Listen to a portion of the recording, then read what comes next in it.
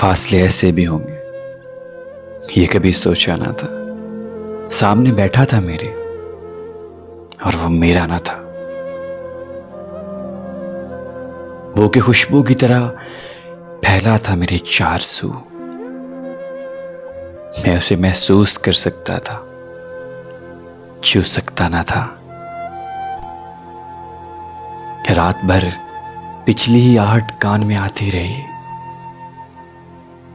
रात भर पिछली ही आहट कान में आती रही। झांक कर देखा, गली में कोई भी आया न था। अक्स तो मौजूद था पर अक्स तन्हाई का था। आईना तो था मगर इसमें तेरा चेहरा न था।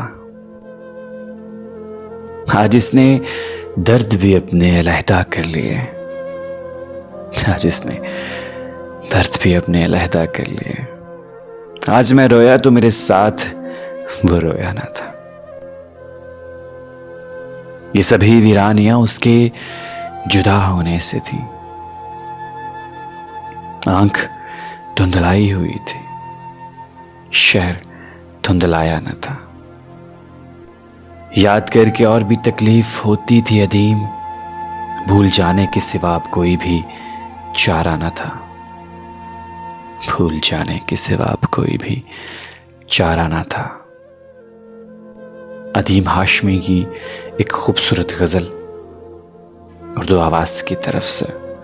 पसंद आए तो कमेंट ज़रूर कीजिएगा और सब्सक्राइब कीजिएगा। अस्सलाम वालेकुम व रहमतुल्लाहि व बरकातुहू।